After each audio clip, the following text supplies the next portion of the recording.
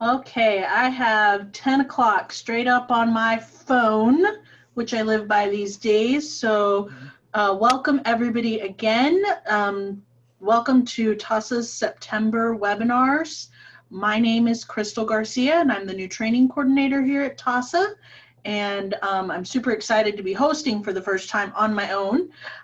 So, thank you all for participating and being here with us. We want to take care of a few housekeeping details before we get too far into the event today. As a reminder, we are recording this webinar. TASA does make webinars available to the public via our YouTube channel. Usually takes us 5 to 8 business days to make that happen. So please like us and subscribe to us, and check out or share this recording with anybody who couldn't make it today. We are utilizing the webinar feature, so cameras are going to be turned off for everyone except myself and our presenter, Jim. And while he's presenting, I'm also going to have my camera turned off as well. If you have any questions, we're using the chat feature and the Q&A feature for that. So we won't be unmuting or turning on cams for any other participants except our speaker. If you are needing any additional information about TASA webinars or have other questions about today's content, you can reach me by email at cgarcia@tasa.org. And then we also want to remind you to sign up for the other webinars that we're hosting for the rest of the month. We have a pretty good, solid lineup of speakers for the month, so make sure to check those out. And at this time, we just wanted to remind everybody we're not offering continuing education for TASA webinars. But if you are in need of training for something else, please contact me for a CEU event. So, all right, so I'm going to go ahead and just turn this webinar over to Jim. He has a lot of experience in working with male survivors, and he's going to be talking to us today about his organization and the work that they are doing, and give us some skills to increase our services to male survivors. So it's your turn, Jim. You're on. Okay, let me see if I can do a screen share here. Nope, I can't do the screen share yet. I made you co-host, so you should. Let's see. I wonder if I have to stop sharing my screen. There I'm going. There we go. There. Okay. So.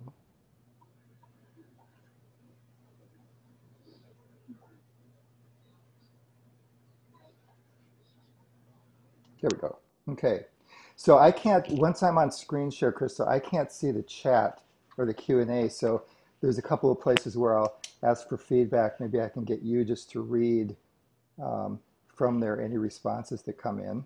Absolutely. Sounds perfect. And as I'm going through, if there's any questions that are pertinent at the time, alert me to that. Otherwise, I'm hoping I'll be done in time that we can have some open period for Q&A.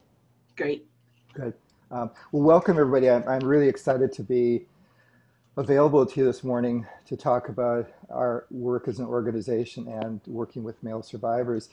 Given the limited time that we have here, what I'm going to do is I want to kind of mix sharing about the work we're doing as an organization so you know about us as a resource for men. And I want to weave in a little bit of information and education about male survivors. Hopefully we'll have a time in the future to do a longer training presentation. And I also want to share with you several videos that will give you some firsthand information from survivors that I think will be interesting and helpful for you. MenHealing, we, an organization 501c3, we're housed in Salt Lake City, but we work at the national level. We've actually been doing, the core element of our program is single day and 3-day weekends and days of recovery.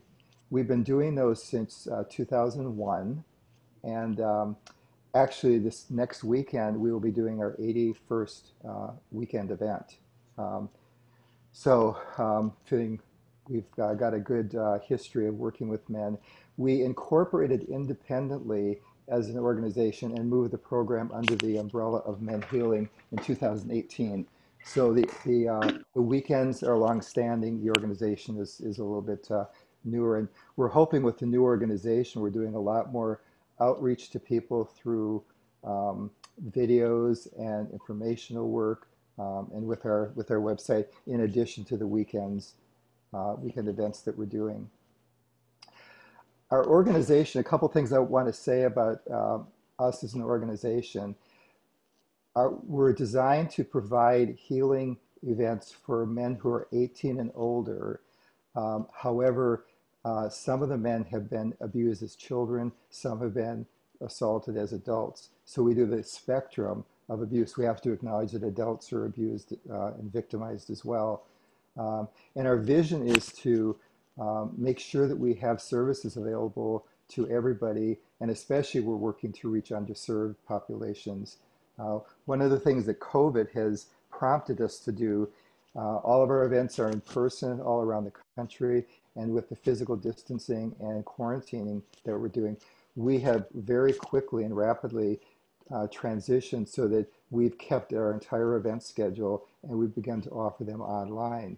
And part of the learning from that is that we'll probably continue to do online events beyond the COVID restrictions, because we find that we're reaching people we weren't reaching before, people who can't afford to get to the weekends. So that's a new component to our program, is to do online events. And we especially, like I said, want to reach underserved population. We don't want money to be an issue. We have a pretty robust financial assistance fund. In fact, last year, about 72% of the men who participated in one of our events got some level of financial assistance to be able to do so. We depend on donor contributions to keep that fund going. So any of you who have resources to kind of share and contribute to that, it helps the men who are coming. One of the things we also feel very invested in is that as an organization that is trying to end sexual violence, we're not a crisis organization, we're a healing and recovery organization. But in that work, we feel like our organization has to be what we're trying to change. And what I mean by that is that ending sexual violence, ending all the circumstances and contexts for which that occurred, means that we have to build an organization and be a people that is building a new systemic way of doing it. So we're very clear that we have 5 core values that are built into our program, and they're the operating principles that we're by, but they're also the principles by which we want people to heal, and that will hopefully lessen sexual violence if the world has more of these core values as well. Transparency means our words and our actions match. We are what we say we are, and we don't want to hide anything about who we are and how we do it. Our relationships are all built on equality, equity, fairness. We try to minimize hierarchy and privilege. We do almost all of our work by consensus. Integrity, again, means that we are what we stand for. Self-care means a lot of times organizations that are doing healing work or doing work with sexual violence, we don't take care of ourselves. And it feels like we really have to model self-care and teach our men we're working with about self-care. And the roots of everything we do is that we have to be intentional about all of our actions and all of our behaviors. With the events that have happened this year, we have more actively taken a stand that we are going to build our structure on being anti-racist. We want to challenge white privilege, we want to challenge privilege, and we want to be an organization that is invested and based on principles of anti-racism. One of the phrases that we have is that our belief is that each person that helps to heal contributes to the generational, cultural, social change that will make it so that at some point in time, people won't even need to come for our services, because we will have successfully helped to eliminate sexual violence. To this day, sexual violence is still gendered primarily, so men have been relatively invisible. It's amazing how many men come to our events, and one of the things they say when they walk in and they're in a room with all the other men, I didn't know there were this many men. I thought I was the only one. So one of the things that we're doing is trying to do as much as we can with media and outreach to get the reality of male victimization into the public. This year, for the Sexual Assault Awareness Month, we made a short 3-minute video that gives imagery and shares with the public about what are male survivors. So I want to play that with you. It's about 3 minutes. This is posted on our website. It's posted on our YouTube channel. It's for public distribution. If any of you can use this in your organizational work, it's there for you to access and use. But let me play it, and then I'm going to just check in and see any reactions to what you see here. Did you know 1 of every 6 males will experience sexual victimization during their lifetime? Did you know males may be sexually victimized at any age?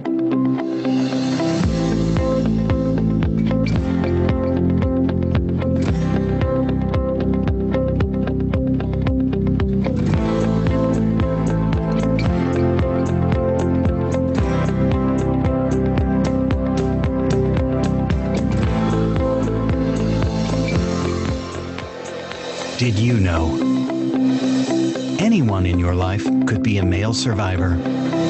An uncle, a nephew, a brother, a son, your father, your husband. Did you know male survivors are often reluctant to disclose their sexual victimization? I lived in fear. I kept it a secret. I thought I was the only one. I lived in isolation. I hid behind my identity. I looked good, so nobody suspected. Did you know? When male survivors break their silence, we discover there is no single stereotype.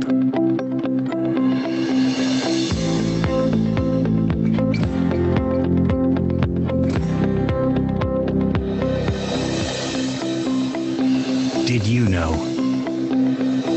Healing allows a male survivor to reclaim his authentic self.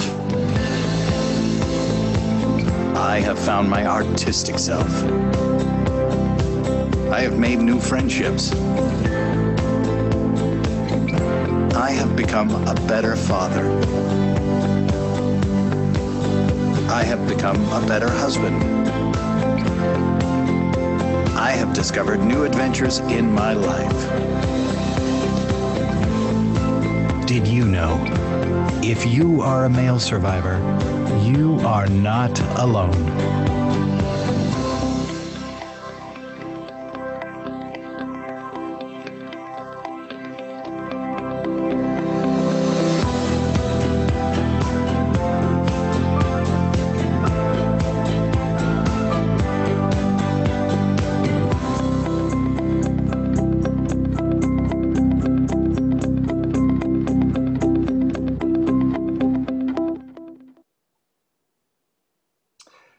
So again, I can't see the chat bar, Crystal. If any would be curious, anybody have any reactions, surprises, impressions about what you saw there in that video? We haven't had any just yet, but I offer anybody that wants to use that Q&A box to let us know any reactions you have to the video.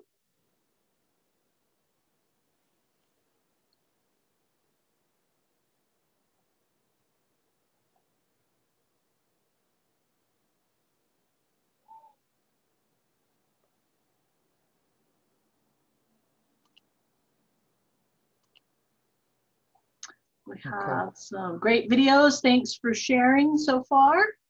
Okay. One of the things I noticed was just the diversity and the men that were portrayed in all the images. Just looked like they came from a wide variety of backgrounds. And how did y'all build that? Because that looks very intentional. So how did y'all build that audience? We're just telling the truth of people who are survivors. when we have the ability for people to not have to be secret, to not have to be invisible, to not have to hide, we find that it's across the board, age-wise, culture-wise, economics-wise. Um, it crosses all the lines, and that's one of the things we're trying to communicate with that imagery, is that there is no single stereotype. And with 1 in 6 men who are victims, probably somebody in our world, somebody in almost everybody's world has that. However, so many men stay invisible or don't feel safe to disclose it. I'll share in just a few minutes some more information about barriers that talks about that. Let me go ahead and move on here. I just want to give everybody, here's an overview of our typical year schedule. This was our schedule for 2020. As I said, we've moved some of these online, but we have a mixture of level 1, which is men just coming for the first time. We usually have 28 men when we fill the events. They're 3 days, Friday through Sunday. And then every year we have at least one advanced level weekend. And those are for people who've been through a 3-day event. Every other year, we open that up to partners to join and to be a part of that as well. So we focus on intimacy and relationship. That's really dynamic for the couples experience, for partners to meet other partners, for people to be together. And this year, we added to the schedule after the COVID and we went to online. We're now doing a specific event in October, actually, if anyone knows anyone who still wants to register. We're doing a weekend just for partners, family members, and friends. So the survivors are not there. There's a kind of under-resourced in terms of families and partners.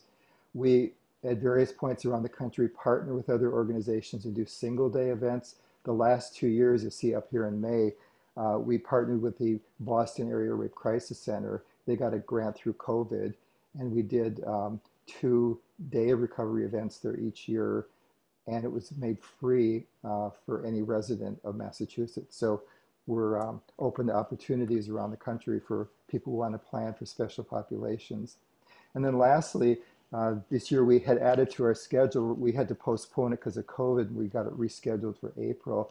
But Best Friends Animal Sanctuary is probably the world's largest animal rescue facility. It's about 3,000 acres. They have close to 2,000 rescue animals who have been abused and neglected. And we're going to go and take some of our alumni and do service projects. So we're looking forward to the experience of men who are survivors themselves working with animals who have histories of abuse and neglect.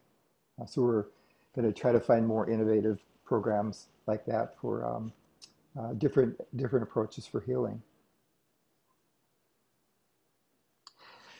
Now I want to take, like I said, I was going to weave in just a little bit of teaching material here in the shorter time that we have, but I do want to talk about some general barriers for male survivors. One of the things that I want everyone to be aware of, and lots of you may already know what I'm talking about here, so some of this may just be validation, but most of our treatment, trauma-informed approaches, evidence-based treatment protocols are based on research from female survivors. We have kind of slipped into the protocols where if it's worked for females, we just assume it'll work for males. And so we've begun to realize that not everything works the same based on gender. So I encourage everybody as you're doing work to give consideration to what protocols, what treatment approaches you're using, and look at them through the lens of gender and consider whether or not there are ways that maybe things don't reach men or aren't working because of the gender variables that need to be considered or addressed. Similarly, a lot of our research, a lot of our protocols are based on white middle-class experiences. Even the ACEs study, the acute childhood experiences, was conducted largely on middle-class white people in San Diego. So we need to find ways to diversify the research, diversify the experiences, and factor in matters of race, ethnicity, and culture. Because how we reach people, how we include people, how we help people heal, there's not a single white approach to doing that. We have to be inclusive of all the variables and hear people's experiences and try to reach them. One of the things that we're learning is that we may have to shift a bunch of our event protocols to begin to go out to sites to reach people. Right now we're based on people coming to our event facilities, coming to our venues.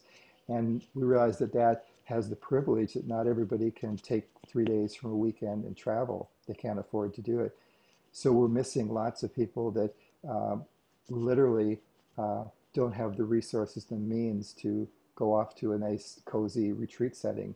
So we're revamping currently how we're going to change some of that to go out into settings where we actually need to reach people.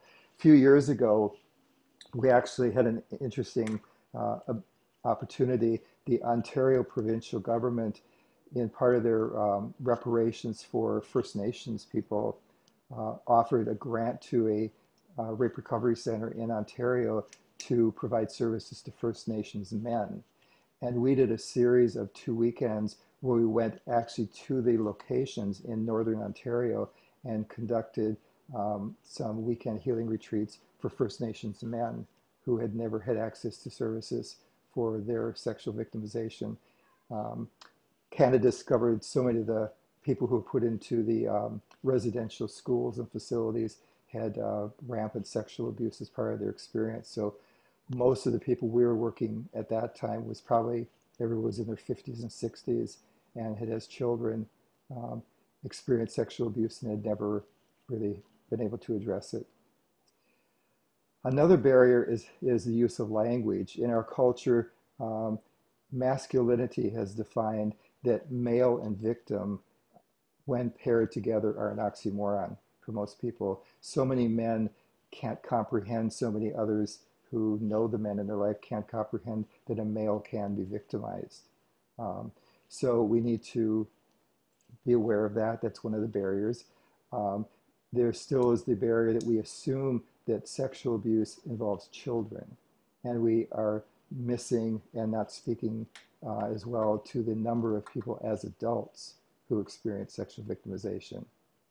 And then third part with language is that a lot of males will not use the language of sexual trauma. A lot of men do not necessarily feel like what happened to them was violent, or even that there's lots of confusion about whether what happened was consent or not consent. We are struggling through the gender lens with the possibility that maybe men sometimes can't give or don't give consent. That's a whole other discussion, but there's ways in which the CDC, now collecting their data, is beginning to factor in questions about non-consenting sexual experiences. And the results that are coming back from that research show high numbers of men have responded that they've had at least one experience in their life where something may have been happened to them that was not consenting. And then there's the phenomena that I've labeled invisible visibility. And what I mean by that is that for male sexual victimization, we have this standing experience for many years now where high profile scandals or incidents come like priest abuse, the Penn State Sandusky abuse, the Boy Scouts abuse. And what it focuses on is the high profile offender. And there's lots of publicity, lots of rallying, lots of attention, and then it just kind of goes away. And we forget about the survivors, the victims who have been experienced, and it fades into the background, and then things go back underground. So many of the men that we work with, when they come in again, the attention was on their offender, not on them. So this, it's visibly apparent, but at the same time, it's invisible. Again, stop me if there's any questions. One other informational piece I want to pass along is the awareness about privilege. males inherently are born with a rank of privilege in our culture. And the dilemma of disclosure for lots of men is that by choosing to share what's happened in terms of victimization, you risk loss of privilege. So we start out, basically the top of the hierarchy is cisgender, white, heterosexual males. Someone who says, I was victimized, I was a survivor, inherently drops one pecking order in the privilege because, again, of our stereotype of men should not be victims, men can't be victims. Why didn't you stop it? Why didn't you protect yourself? So there's one rank down. And then men of color and men who are gay, bisexual, transgender, non-binary, queer have already dropped one level of privilege just by that status. But if you add being a survivor to that status, you drop one more level. And men who are both men of color and sexually and gender diverse, plus being a survivor, there's another drop of privilege. So many of the men that I work with are really aware of that dynamic and the opportunity that they can keep it secret. By keeping it secret, they don't risk losing that level of privilege. The research is clear, and our anecdotal research from our weekends is almost parallel to this, that the average length of time for males to disclose their victimization is 20 years, which is a long time. So if you can imagine all that happens in someone's life over the course of 20 years before you may get around to sharing it. We have been finding that one of the ways we're reaching men more actively is through story. We have started an active video series where we're helping men tell their stories of their healing and recovery. We just started this project in the middle of last year. We have 11 videos produced so far where men, short 2 to 5 minute videos, where men talk about their healing and their recovery. Our goal is that we want to use story and the visual presentation to inspire men to be able to reach out and help other men to choose to heal. Just that in one of our men also, as part of his recovery, climbed Mount Kilimanjaro as a fundraiser for us. And we were able to help him film the whole journey. So in addition to our brief 11 videos, we also have a 22-minute video of his Mount Kilimanjaro climb. So if you go to our website, you can find all of these and encourage you to check them out. I want to share one video here of John, and he represents the category of people who waited a long time before he was in his late 60s before he ever shared or began to work on his abuse. So let me play John's story and check to see when we're done any reactions you have to John.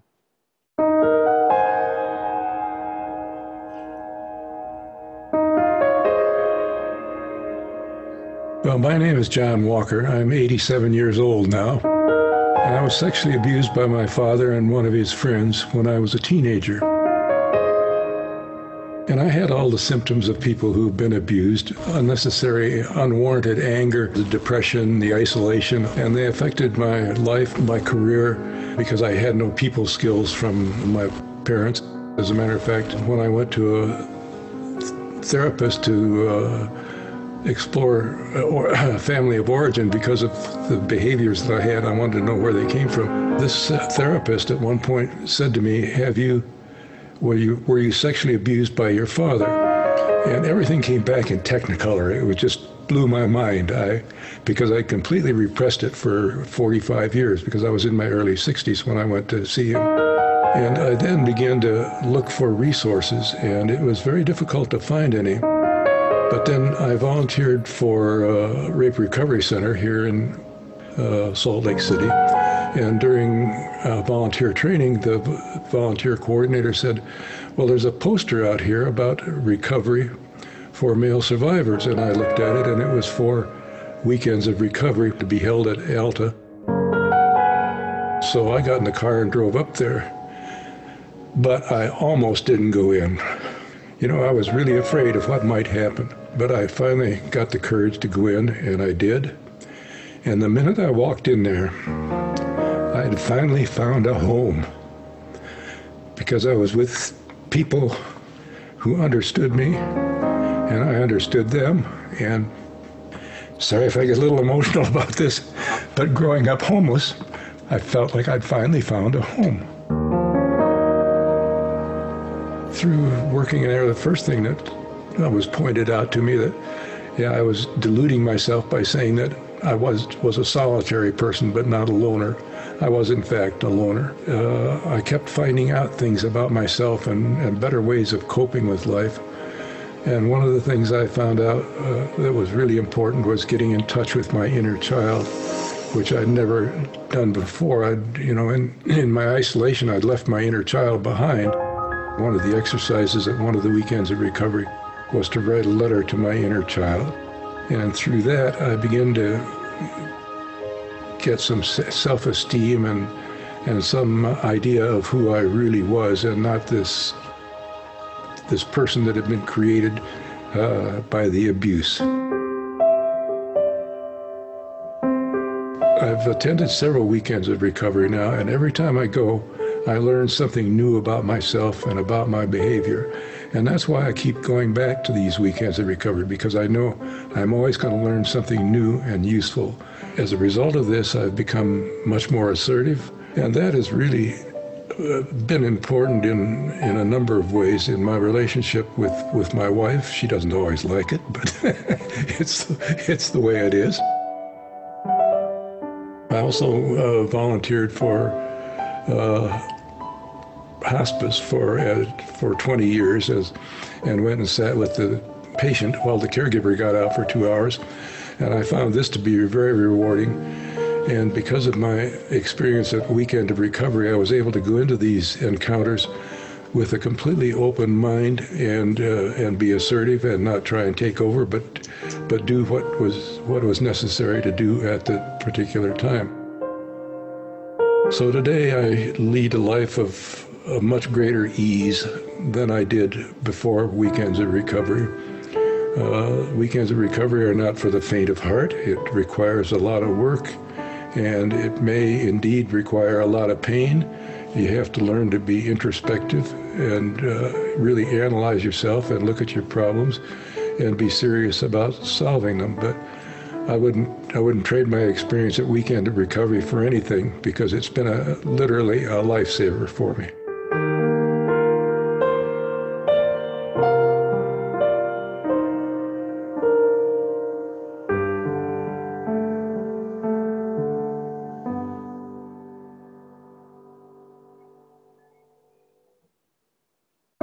Oops. You check any comments. All right, we have Leslie who says, it's never too late for healing. Thank you for sharing John's story. Just give everybody a few more seconds for any questions or reactions they want to post in the chat box or the Q&A box.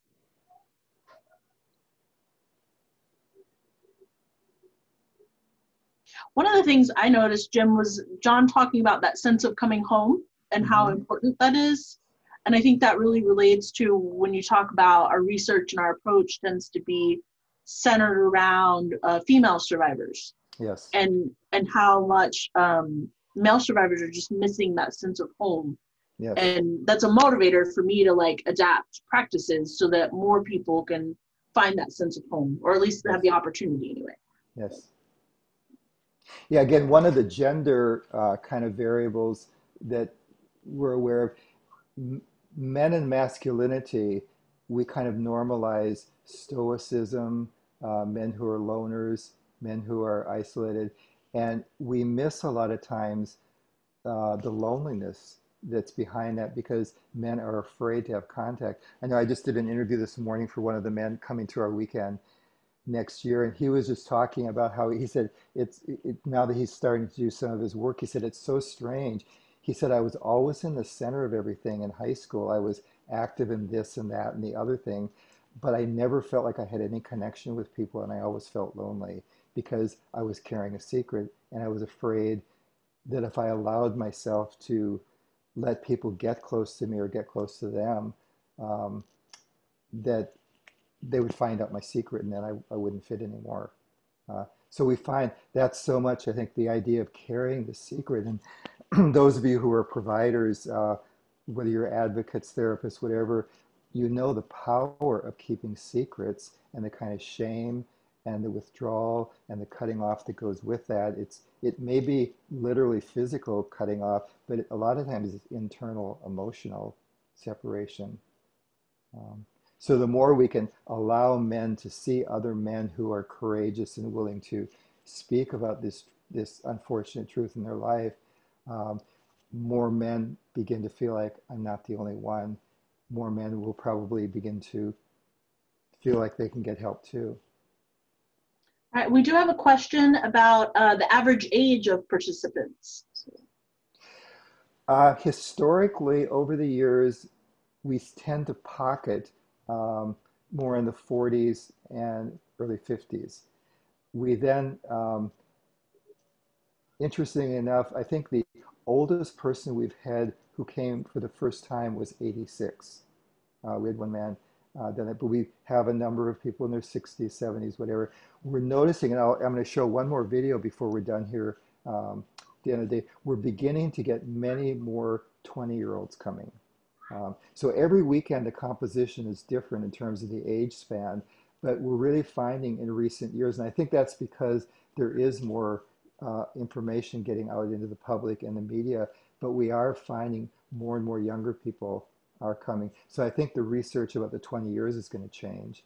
I think, and what's so wonderful about the weekends, we find this phenomena happening so often where that when we have the opportunity for the age span between the younger people and the older people, how when we do paired exercises or partner things, naturally some of the older men and younger men start pairing up and finding their way.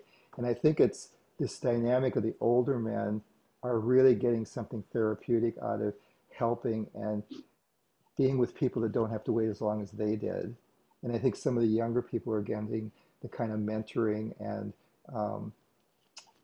guidance from their senior peers to do it. So it's really kind of sweet to see that happening, and that age span is wonderful. But we're getting more people in their younger age who are coming out of military sexual trauma. We're getting more people just in general who are younger. And then our next question is Jim's story, is that something that's shareable? Yes, yes. All the videos that we have on our website, we have a YouTube channel as well for MenHealing. These are all for public use. So all the men have signed consent forms for them to be used as people can, all the men are really invested in their stories helping others. So yes, feel free to use them for any educational programs you have. And we continue to add more and more videos to the series, and so use them as you can. All right, and then one more question, and then we'll let you move on with your content. Has the Me Too movement helped reach men as well as women? Yeah, the Me Too movement has been really mixed. What I find is that lots of the men are really feeling like that's kind of gotten the issue of sexual victimization into the public consciousness the way it has never really happened before. So in that sense, they're really thriving off the fact that finally this is getting out. At the same time, so many of the men are feeling a lot of pain that it still is primarily being handled as a female issue. And so many of the men, I've had lots of discussion in groups that I've done about the men saying, how can we get our voices added to the discussion with the Me Too? We feel like we're being pushed out. People are not wanting to hear our voice as well. So it's that kind of mix. But I don't think it's really reached the gender equality that I wish were happening with the Me Too movement for it to speak across the gender spectrum. Okay, let me move on here. So I want to add one other quick short teaching piece here, because we're finding this has become really impactful to the men we're working with. My approach, our approach as an organization, is that part of the issue, men are aversive to accessing mental health services. Men have the idea that therapy is not for men. It's an idea of weakness coming in. And part of the dynamic feels clearly because the mental health structure is based on the DSM model of disorders. And so therefore, we have diagnosed people. And when you come into therapy, if you're going to do any third-party reimbursement, you have to be diagnosed. And most men have an aversive reaction to disorder. And so I'm really encouraging people to think about, can we change the paradigm of the medical model and take disorder out of the equation? So because the disorder is victim blaming. Therefore, what seems much more appropriate is post-traumatic stress injury. When you witness a violent scene, whether it's an accident, a school shooting, whatever, you don't go away and then you say, oh, you're disordered because you saw that shooting. Oh, you're disordered because you saw that accident. And yet, when it's a sexual victimization, we diagnose people post-traumatic stress disorder. So I really encourage people to, with your paperwork, with the system being how it still is in place, you still have to do the diagnostic protocols and the paperwork. But when you're in the room with your person you're working with, approach it from the framework of injury. We begun, when we do surveys at the end of our events, we ask people, what was the biggest takeaway for you? What was important? And we're more and more hearing men say, I'm injured, not disordered. That's a really powerful reframe for people. So injury has the possibility of hope and healing. Disorder is feeling like it's kind of entrenched and can't be there. But then you go down the DSM structure, and could we consider post or borderline personality structure, not disorder? Dissociative spectrum, not disorder. Anxiety coping responses, not disorder. Attention hyperactivity, dysregulation, not disorder. I encourage everybody to consider and to work. And I know there are some people, Frank Oatsberg, if you look up some literature on him, he's very active. He was one of the people actually who helped the original PTSD diagnostic frame.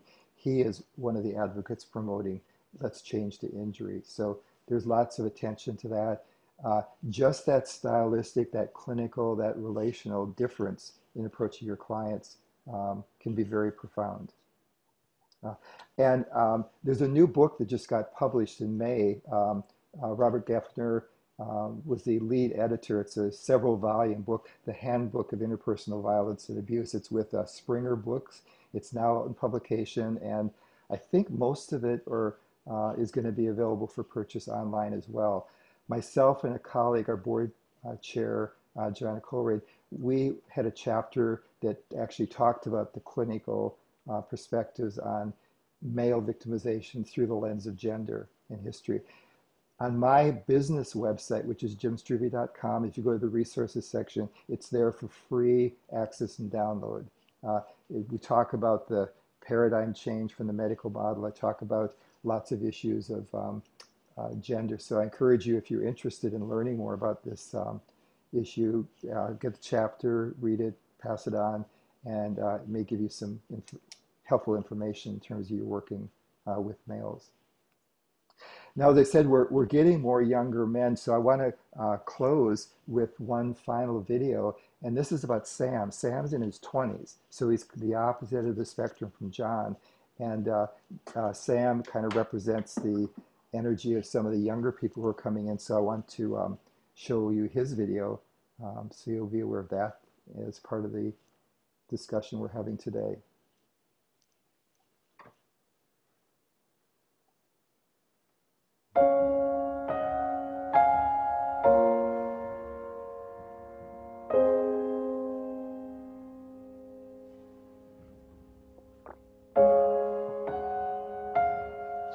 My name is Sam Katz. That's S-A-M-K-A-T-Z.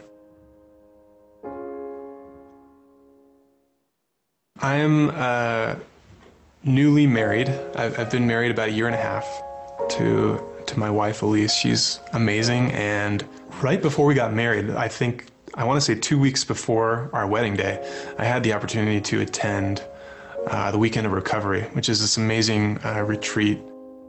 The healing that I experienced there was transformative. On my wedding day, I was able to be completely present and open, and I was able to receive this tremendous outpouring of love shown to me by all of our friends and family that came to Whidbey Island, Washington from all over the country, and they were there to celebrate us.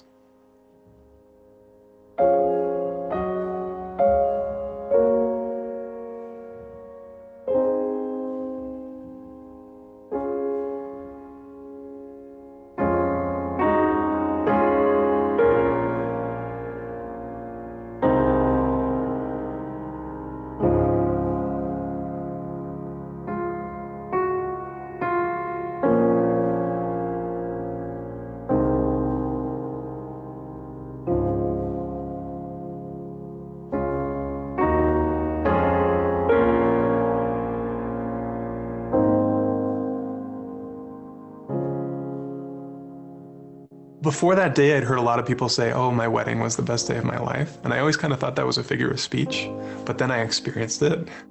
It was a perfect day in every way.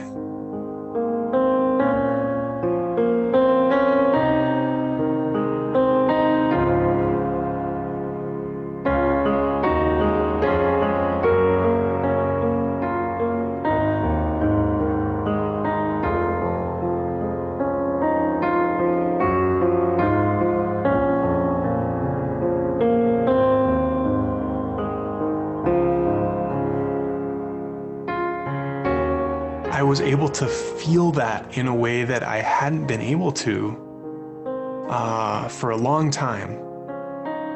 I think that really was what was taken from me when I was abused, was this ability to feel and to be vulnerable and open to those emotions and to show those emotions, you know, and share that with other people. On my wedding day, it was like 180 degrees opposite of that. You know, I felt and was able to really experience every ounce of joy that was in that day. And it was just, I'm so grateful, you know, that was the best day of my life.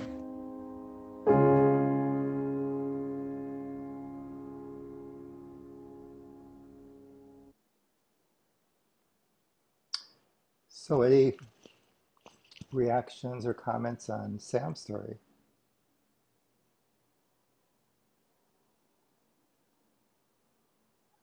Haven't had any yet, but maybe people are still typing. Okay.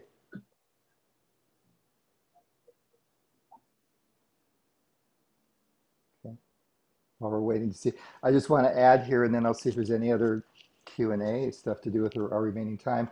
We put out a newsletter every 2 weeks where we release new videos, share information about what we're doing, talk about the activities and the voices from the men. So I encourage you, if you're interested, go on. It's a free newsletter. Sign up for it. We have quite a large distribution list now and helping us to reach organizations. And I hope there'll be opportunities there in Texas, maybe for doing some more longer training, and or to, if agencies there have capacity to do any day of events or help us bring a weekend to Texas. We're really open to doing that and want to reach people as far and wide as we can. So we got about 10 minutes left. If there are any other questions, comments, discussion, would like to be available for hearing that. Let me take my screen share off so I can be up with my picture again.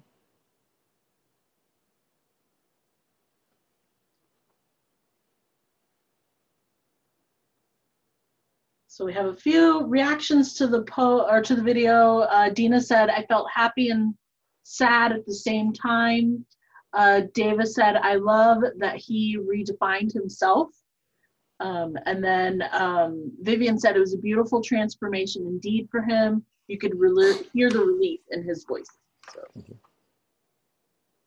You know, what I'm noticing about the younger men coming in across the board is how many of the men are being so exquisitely sensitive about wanting to be a new kind of man with their partner, whether it's gay men or straight men, really wanting to redefine their sense of intimacy and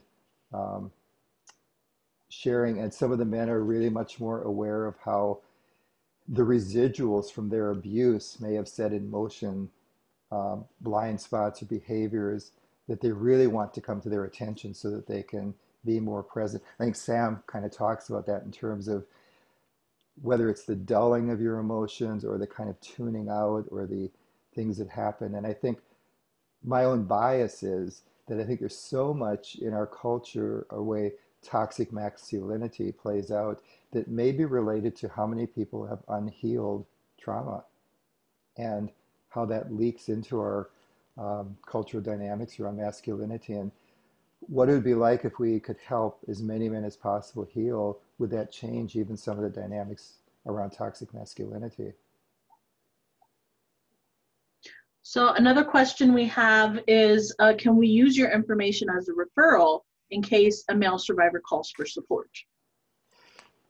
We aren't a crisis line, and we don't do therapeutic counseling or services that we refer to organizations like RAIN and others. But if people want information about the weekends, they want to check out about coming, that would be great. We also on our website have a extensive Q&A section for people to explore questions. We have an active Facebook, Instagram, encouraging people to interact. We're starting a blog function that's going to be up and running within this next week to give people a chance to interact and have opportunities to talk with other men who have been abused. So we're trying to facilitate communication and active networking, but we're not really set up to be providing direct counseling or crisis service to men. I just see the question here now appeared. We're actively facilitating wherever we can support groups. So again, that's another question that someone may bring in saying, I'm in Houston. Is there a support group here? What we can do is the places where we know there are support groups, we can link people up. Then second thing we can do is if someone wants to kind of take the lead, we can have them give us something that we send out to everybody in the zip code in the area where someone wants to start a group. We just helped a support group get started in Seattle because one man wanted to do it, and we sent out to all the people in our zip code, and he's now got enough people for a support group. Salt Lake, a couple of places in Ohio, we've helped support groups on the ground. So we really want to actively do whatever we can to nurture. What that allows is some people who can't get to a weekend can be in a support group. Some people who come to weekends go back and they can continue their healing by having an ongoing support group. So anybody who's in a community where there's interest, and all you need is one person. And then we can share our ideas about, finding a facility where you can hold it. Now you can do them on Zoom. But we really want to help men at a grassroots level network and have as many opportunities as possible. One other thing I should say, just to occurred to me, because Texas, any of you who are aware, TASA is helping to work with the Men's Story Project to do some presentations. They start this weekend for men to talk about men and masculinity. We're partnering with Men's Story Project we're actually launching right now and have the staff together to do a call for submissions for men who want to tell their stories of healing from sexual victimization. And we should be offering those online in the winter or spring. It's kind of, if you're familiar with National Public Radio, the Moth has people tell their stories. We're going to do a similar project for men telling their story of healing, like in the videos.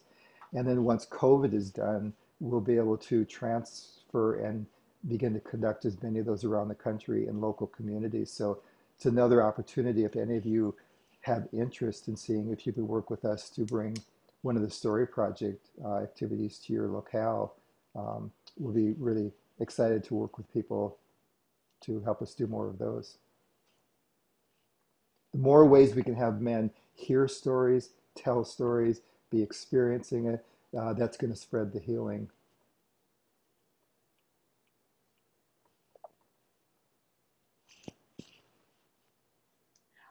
Let's see, we have a few questions in the Q&A. Do you find those who were offended by females have a more difficult time? I wouldn't say that they have a more difficult time. It's different. It's different. One of the dynamics that happens so often with female offending is, first of all, culturally with the gender stereotypes, it's hard to get people to understand that a female can be an offender, first of all. And then secondly, that a male could have any experience with a female, be non-consenting or offending. If any of you follow some of the news reports, I don't know what it's like there in Texas, but I know for me in Utah, most often when there's a situation of an adult female having a sexual encounter, so to speak, with an adolescent boy, it's called an inappropriate relationship. Mm-hmm. Whereas if it was an adult male and an adolescent female, they would clearly say the girl was abused. So the languaging even sets it up so that people don't see it as abuse. So that's part of the dynamic is men who had female offenders, frequently it's crafted as how could that be abusive? And our culture still has the stereotype that a boy who has sex with an older female at a younger age has kind of arrived, whatever. So we don't get, with Sam, he was 17. How could that be abuse? Aren't you consenting by then? So there's that kind of barrier that's there. Second part of it is that a lot of the abuse from female offenders comes within the framework of caregiving. So babysitting, people who are in residential facilities and medical facilities under the idea of care and nurturing. So again, it can be very disguised in terms of how do we get our mind around the fact that that could be abusive. But we are finding a higher number of men who are disclosing. The CDC most recent research on violence had a high number of men who reported that they had been victimized by females. So it is there in our culture, just more invisible, and kind of there's that barrier. When you then get through that, the actual healing from the experience of the violation, that's real similar and familiar for no matter what the gender of your offender was. And then we have a question from Edward. Does MenHealing work with incarcerated male survivors or have experience with men coming out of jail or prison? We have experience with men coming out of prison. One of our board members actively does groups in prison in California working with male. And we were, before COVID came up, we were in active discussion with an organization that manages prisons about a possibility of doing a program for men in prison around the country. That kind of got put on hold because of COVID, but we have been exploring more of doing that. We do work with men when they've come out. We just aren't going into the prisons yet to do that, but that is an area that we've been exploring and feeling like there's a real need to do work with incarcerated men. All right, and then do you have any information in Spanish? We have all of our videos have Spanish language translation. All of our videos have closed caption and Spanish language translation. We're in process of making sure that our entire website has Spanish language access, and we are actively seeking to find some other clinicians who might want to join our facilitator team who are Spanish language, because we've talked about as we can recruit and get people on our team, we can then begin to do either dual language weekends, or we can do some weekends just in Spanish. And we are looking for a male survivor who is Spanish speaking who would like to be part of the video series, because one of the things we'd like to do is produce one or several videos in Spanish with English language translation. So we'd like to have that language balance between having some where it's the English that's the translation, not the Spanish. So we're actively, anybody watching this, if you're Spanish speaking and you're interested in ever considering applying to be a facilitator or know somebody, please check with me. And that's an area of expansion we're actively wanting to do. All right. So A couple of members of our board are Spanish speaking as well. So we really want to grow into that arena. well, this sounds amazing, Jim, and just some great resources for us to be aware of. I know when I did direct services, just looking for more things for people to do, like even outside of the one-on-one direct services that we could provide. So wonderful stuff. We have just a couple minutes left. So any closing thoughts from you? Any final questions or things you want to share with the audience? Just like I said, we would like to be as actively networking in Texas. So any opportunities for do additional training, presentations to reach providers and survivors, please. Our organization is built on collaboration. What we're trying to do, we feel like we can maximize our abilities the more we get collaborations to work with organizations. And we want to, like say the Boston area events that we did, we actually went in and did days of recovery where we brought half our staff and then half of their staff. We trained them, mentored them to do the events with us. So then when we left, they're still there to do the work on the ground. So we want to really take that model where we're working in communities to expand services, not to just become reliant on us. All right, and then do you want to share out contact information one more time before we add it up? Just the basic is menhealing.org. Menhealing.org if you want to find general information about the videos, about the resources. My website was jimstruve.com if you want to access the article, the chapter from the book. Okay, everyone. Well, thank you again, Jim, for being with us. This was wonderful. The chat box is already, thanks, great webinar, great content, videos, and things like that. So we did have one more question about the cost of attending and then financial or scholarship assistance for. Right now, the cost for the attendance, we have a 3-tiered setup. It's when we're in person, it's inclusive of lodging, tuition, food for 3 days. It's $950 for a triple room, $1,050 for a double room, and $1,200 for a single room. We have up to 80% scholarship option available for triples and doubles. And then if someone has physical, mobility, or medical issues, we have exception for scholarship for single rooms as well. Our online ones we're pricing much differently because they're different like the time. So currently, like the Partners Weekend that's coming up and the Hope Springs one in October, those are both $100 for a 6-hour online workshop. So, and next year we'll be pricing them, but that's currently the arrangement that we have. We don't have scholarships for travel yet, but we do have for the tuition, food, and lodging. Okay. Well, thanks everybody. As a reminder, this webinar was recorded, so it will be up on the YouTube channel in about a week. And our next webinar is Tuesday, September 15th. If you need any information on signing up for that, please get a hold of me at cgarcia@tasa.org. And we appreciate your time. We appreciate you learning with us today. Thank you.